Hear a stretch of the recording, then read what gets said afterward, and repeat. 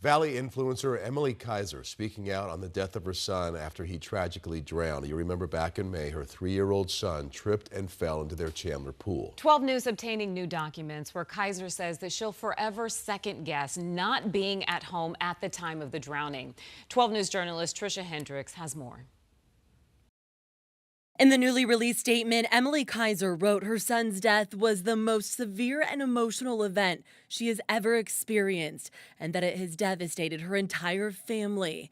She went on to say she would forever second guess her decision of not being home at the time of the drowning. It's everybody looking from the outside in. Peoria mama Lisa Kazara says you never forget the loss of your child. Sadly, she knows that pain firsthand. You can get distracted, and that's the the bad part of it.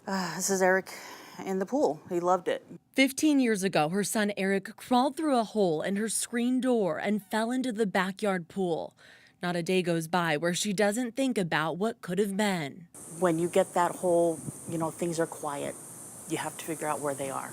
That's why she was drawn to read more about the Kiser case. Cazares doesn't know all the details either, but does know what those parents are probably dealing with inside, and says there's no time limit on grief. This is Eric. While the loss of her own son is hard to bear, she has spoken publicly to raise awareness, but also to honor her son.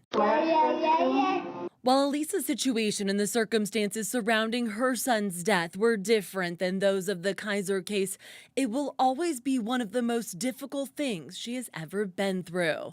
But she and her family continue to honor her son Eric. In fact, his twin brother just graduated from high school this past May, and he did something special in his brother's memory. He wore a pin of his brother's picture on his graduation gown.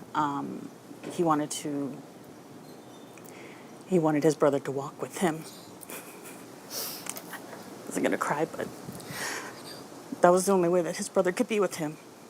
And not only when my son's name was called to graduate and get his diploma did I cry for him, I cried for his brother because he couldn't be there with him. According to an unsealed court filing, while Emilie acknowledges she did choose to be a social media influencer and expose her family to the public, the quote, graphic details and specific evidence of her son's accidental drowning death were not necessary for anyone to see.